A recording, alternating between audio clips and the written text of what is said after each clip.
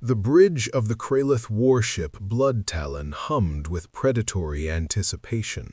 War Master Throckdar flexed his four-clawed arms, each capable of rending titanium plating. His exoskeleton, black as void space and harder than diamond, gleamed under the crimson battle lights.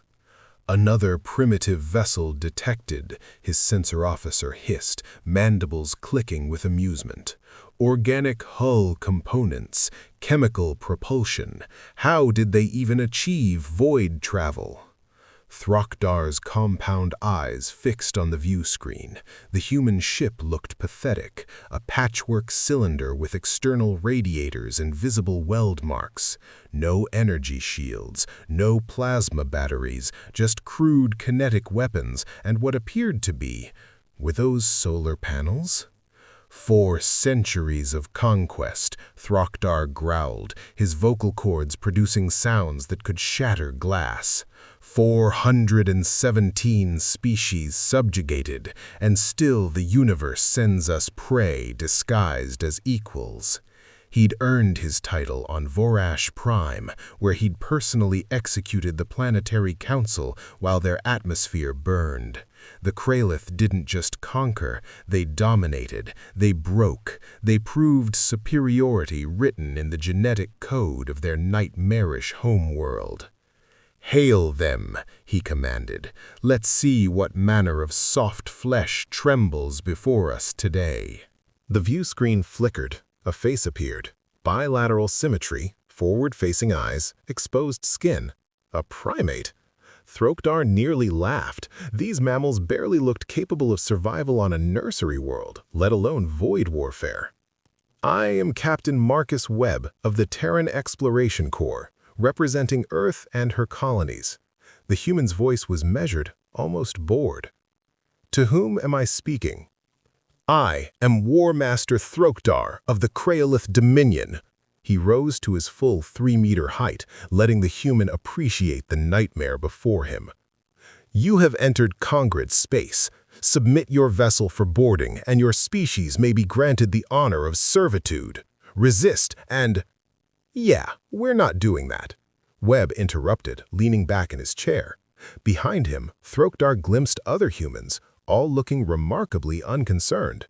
One was drinking something from a container. "Here's the thing, War Master. We've been monitoring your empire's expansion.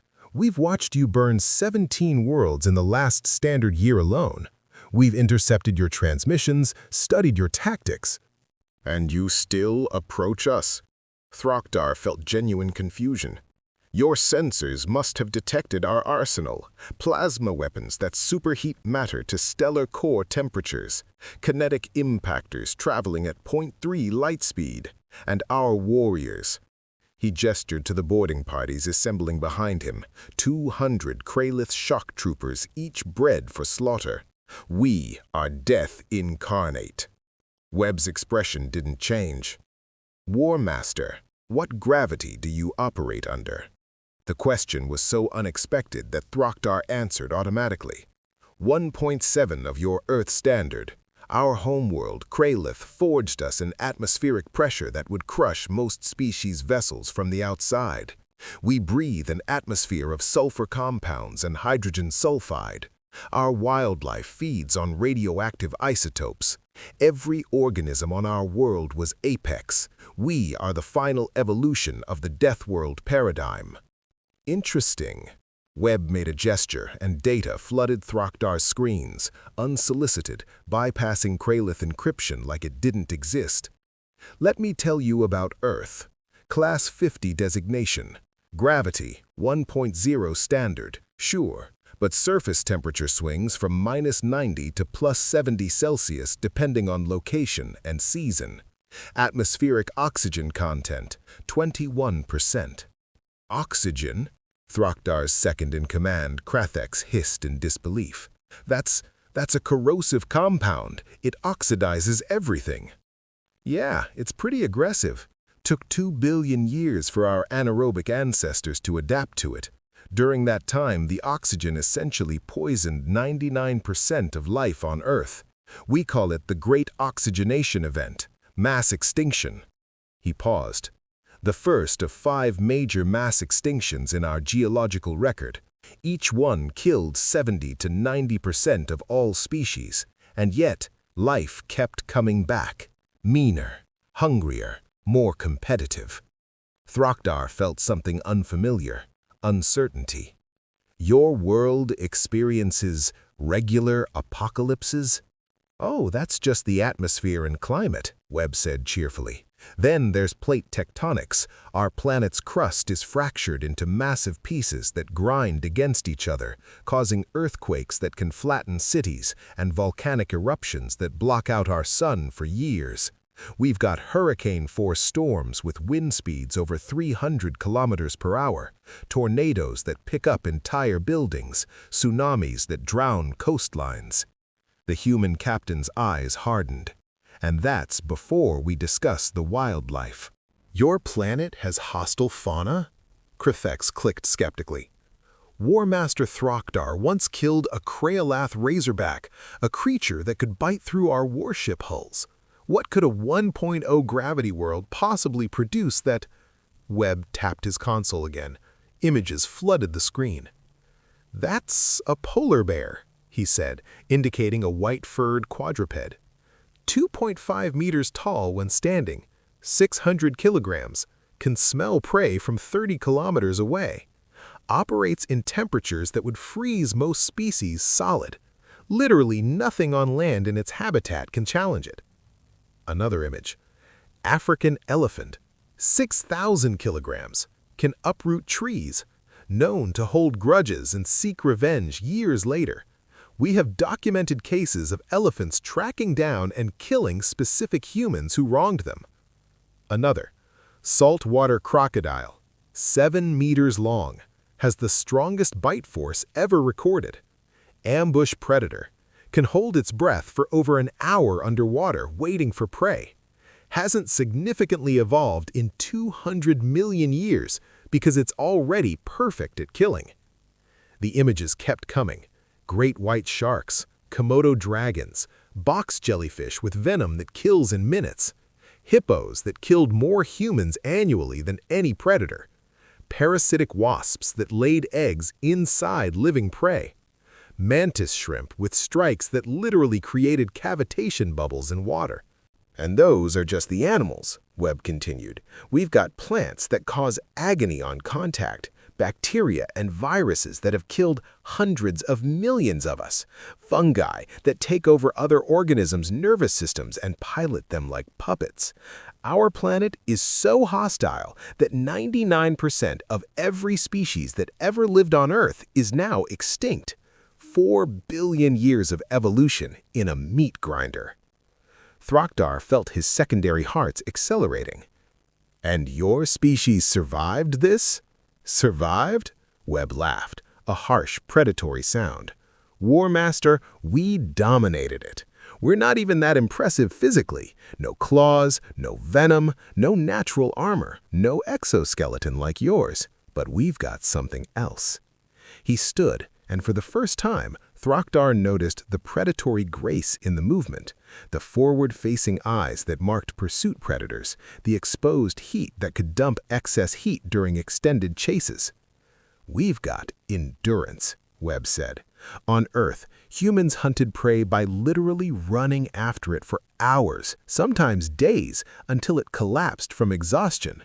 We've got pattern recognition. Our brains dedicate massive processing power to predicting future events and modeling complex scenarios. We've got communication, sophisticated enough to plan operations involving thousands of individuals. And we've got something you Kraelith seem to lack: imagination. Imagination? Throckdar growled. Poetic weakness, the Kraelith conquered through strength. Really? Because, from what we've observed, you've conquered through overwhelming force against species that had never encountered serious aggression. You show up, you shock and awe, they surrender. Webb's smile turned cold. But humans, War Master? We've been fighting each other for our entire history. We know every trick, every tactic, every psychological exploit. We've fought wars that killed tens of millions. We've developed weapons that could sterilize our entire planet and came close to using them several times. Impossible, Kraelith hissed. No species would risk total extinction. We nearly did, multiple times, called it mutually assured destruction. The only thing that stopped us was knowing the enemy would kill us back. Webb leaned forward. So here's what's going to happen, War Master. You're going to withdraw your empire from every system you've conquered. You're going to pay reparations, and you're going to submit to Terran oversight to ensure you never commit genocide again. Thrakdar felt rage building, the ancient fury of Kraelith, the killing instinct bred from a world where mercy meant extinction. You dare! Or, Webb interrupted, we demonstrate why Earth is Class 50 and Kraelith is merely Class 37. Silence on the bridge. Then Thrakdar threw back his head and roared, a sound of pure killing intent that made his crew instinctively bare their weapons. You want war, primate? You'll experience what true deathworlders can do.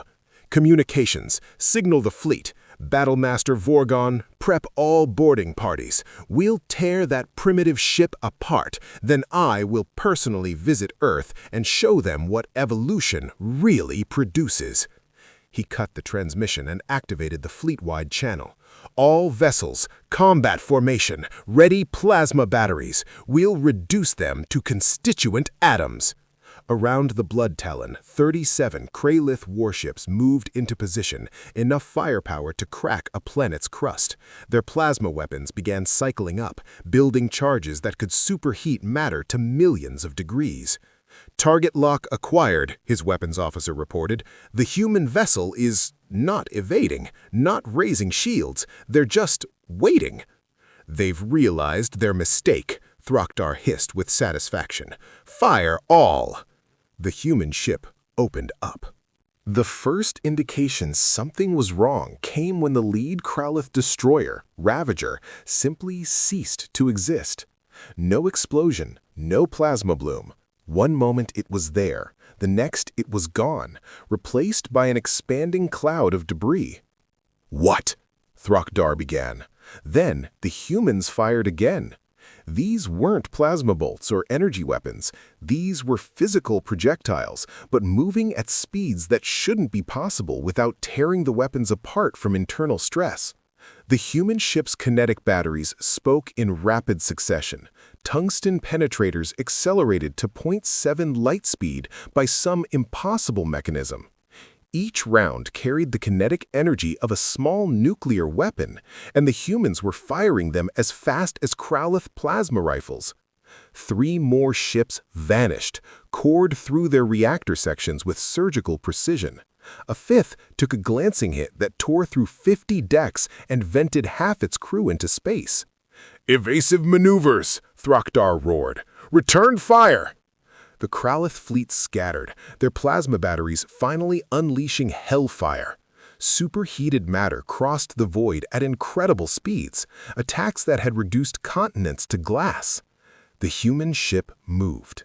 Thrakdar's compound eyes could barely track it. That crude vessel accelerated at velocities that should have liquefied any crew, pulling maneuvers that generated G-forces that would kill even a Kraelith. It dodged through the plasma barrage like it was moving in slow motion, never stopping, never slowing. And it kept firing. Decimator gone, Bone Render crippled and tumbling, Death's Herald split in half by a shot that had somehow curved around 2 other vessels to hit its vulnerable reactor shielding. "How are they moving like that?" Kraelith screamed. "The acceleration should kill them!" "Inertial dampeners," Thrakdar breathed, realization hitting him like a physical blow. They have technology we don't. They've been holding back. As if to confirm his words, the human ship suddenly accelerated to impossible speeds, crossing the distance to the Blood Talon in seconds. But it didn't fire. Instead, it transmitted. "Ready for boarding action, War Master?" The Blood Talon shuddered as the human vessel latched onto the hull. Throckdar watched his monitors in disbelief as human breaching pods, crude, almost laughably simple devices, began cutting through his warship's armor. "All hands, repel boarders. Show these mammals what Kraelith warriors can do." 200 of his finest soldiers poured toward the breach points.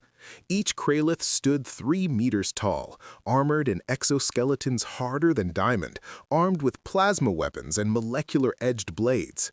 They had boarded 500 ships across 4 centuries. They had never lost. The first breach opened. A human came through. Just one. The soldier was smaller than a Kraelith, perhaps 1.8 meters tall. Its armor was bulky, powered, obviously, but nothing like the biological perfection of Kraelith natural defenses. It carried a large weapon, projectile-based by the looks of it. The lead Kraelith shock trooper laughed, a sound like tearing metal. "One? They send one?" He raised his plasma rifle. The human moved. Later, after reviewing the security footage dozens of times, Throckdar still couldn't fully parse the sequence. The human's armor, which intelligence had dismissed as primitive, somehow let it move faster than Kraelith reflexes could track. It covered 10 meters in less than a second, while raising its weapon. The gun fired. Not plasma, not lasers, hypersonic metal projectiles wrapped in some kind of reactive casing. They hit the lead trooper's exoskeleton, the same exoskeleton that could withstand direct plasma hits, and punched straight through. The explosive rounds detonated inside the Kraelith's body cavity. Purple blood and internal organs sprayed across the corridor. The human didn't stop. It moved through the Kraelith formation like a storm given form. Each shot was precise, targeting joints, sensory clusters, vulnerable sections that the humans shouldn't have known about. When a Kraelith got close enough for melee, the human's armor augmented its strength enough to rip off clawed arms with bare hands. Throckdar watched 10 Kraelith warriors die in 30 seconds. Then 20 more humans breached through. The slaughter intensified. The Kraelith had numbers, nearly 200 soldiers converging on the breach point, but the humans had tactics. They moved in coordinated fire teams, covering each other, using the ship's own architecture against its defenders. When Kraelith tried to use their plasma weapons, humans deployed energy shields, not ship-scale barriers, but personal force fields that deflected the superheated matter. When Kraelith tried to leverage their superior strength in melee, human augmented armor let them match it, and human combat training, refined through millennia of warfare, let them exploit every weakness. One human soldier faced 3 Kraelith warriors in a junction corridor. The Kraelith attacked from 3 sides simultaneously, a tactic that had never failed. The human dropped a device that emitted an electromagnetic pulse, frying the Kraelith's nerve cluster augments. While they staggered, disoriented, the humans systematically shot each one in their primary brainstem. Another human was cornered by 5 Kraelith shock troopers. Instead of fighting, it simply input commands on its wrist-mounted computer. Half a second later, the quarter section explosive decompressed, a breaching charge placed earlier that vented the Kraelith into space while the human's armor held pressure. "They're thinking faster than us," Kraelith whispered in horror, watching the monitors. "How are they—" "Higher cognitive processing," Throckdar realized. "Their brains—" "War Master Vorgan, what was that data Webb showed us?" "Pattern recognition, complex planning. They're not just reacting, they're anticipating our moves before we make them." On the screens, a Kraelith elite guard, Throckdar's personal champion, a warrior who'd killed 100 foes in single combat, charged a human soldier with his molecular-edged glaive. The human didn't dodge, it calculated. In the split second before impact, it shifted weight, redirected the blow's force, and used the Kraelith's own momentum to slam him face first into a bulkhead. While the warrior was stunned, the human placed its weapon against the back of his head and fired. "They're learning our tactics in real time," Throckdar said numbly. "Every engagement, they adapt. We keep using the same strategies that worked for 400 species, and they counter them immediately." More humans were breaching now, 30, 50, 70. The fighting spread through the Bloodtalon like an infection. Kraelith warriors who thought themselves unstoppable were learning that there was always a more deadly predator. In one cargo bay, 3 humans faced 40 Kraelith. The humans activated devices that filled the air with some kind of aerosol. When a Kraelith breathed it, his lungs began bleeding. Chemical warfare, targeting the Kraelith's sulfur-based respiration system with agents the humans had apparently synthesized during the approach. In the reactor section, 2 humans bypassed 50 Kraelith defenders by using the ventilation system, crawling through spaces too small for Kraelith bodies, moving through the ship's infrastructure like parasites. They emerged behind the defenders and massacred them from the rear. On the bridge, Throckdar watched his casualty reports climb. 20 dead, 50 dead, 100 dead. The humans had suffered 3 casualties. 3. And those had been from lucky shots, not tactical superiority. "We're being hunted," he whispered. "We're the prey." The bridge doors exploded inward. Captain Webb walked through the smoke and debris flanked by 6 human soldiers. He donned combat armor now, sleek, matte black, studded with weapons systems and sensor arrays. His helmet was retracted, showing his too calm face. Behind him, the sounds of fighting had stopped. The silence was absolute. "Your crew surrendered," Webb said conversationally. "Wise choice. The ones who didn't, well," he gestured to the purple blood coating his armor. "Deathworld evolution goes both ways, War Master." Throckdar rose to his full height, all 4 arms spreading. "You've boarded 1 ship. My fleet still outnumbers you 30-1. Kraelith reinforcements are en route. You cannot—" "Your fleet is gone," Webb interrupted. He input commands on his wrist comp, and the Bloodtalon's external sensors displayed the battlefield. Every Kraelith ship was crippled or destroyed. The human vessel, that supposedly primitive craft, sat at the center of the debris field, completely undamaged. And around it? "Those are Terran Defense Force reinforcements," Webb explained. 12 dreadnoughts. "We've been ready for you for months, War Master. We let you initiate contact on your terms, so there be no ambiguity about who started this war." His expression hardened. "As for your reinforcements, we've been tracking your communications. The Kraelith garrison at Vorash Prime is about to receive a visit from our 2nd Fleet. Your home system is currently surrounded by our 3rd Fleet, and your War Council is receiving our terms of surrender approximately now." Throckdar felt his world tilting. "Surrender? The Kraelith Dominion doesn't." "Yes, you do." Webb stepped closer, and for the first time, Throckdar recognized the expression on the human's face. It was the same look Throckdar had seen in the eyes of Kraelith Razorbacks before they killed. Cold, calculating predatory focus. "Here's what you need to understand," Webb said quietly. "Everything you thought made you Apex, your strength, your armor, your aggression, we've encountered all of it on Earth. We evolve alongside creatures that would eat Kraelith for breakfast. We've fought each other with such ferocity that we've nearly driven ourselves extinct multiple times. And every time, we came back meaner, smarter, more dangerous." He tapped Throckdar's chest plate with 1 finger. The casual disrespect was more shocking than any weapon. "You conquered 400 systems because you never met real resistance. You're ambush predators who evolved on a harsh world and learned to use violence to survive. But humans," Webb's smile was all teeth, "we're pursuit predators. We're pack hunters. We're tool users and problem solvers and pattern recognizers. We don't just survive, we optimize survival. And when we encounter a threat," he leaned closer, "we don't just defeat it, we study it. We understand it. We break it down into components and learn how to counter every strength, exploit every weakness. Then we ensure it never threatens us again." Webb pulled up a holographic display showing Earth, the blue marbles spinning against black space. "You wanted to visit my world, War Master? Let me tell you what you'd have found. 7 billion humans. Weapons that can sterilize continents. Soldiers trained from childhood in arts of warfare you've never imagined. Industries that can manufacture a warship in days. And every single one of us descended from ancestors who stared into the eyes of megafauna predators, ice ages, supervolcano eruptions, and plague, and said, "Not today." The human captain straightened. "So here's what happens now. You're going to order your empire to stand down.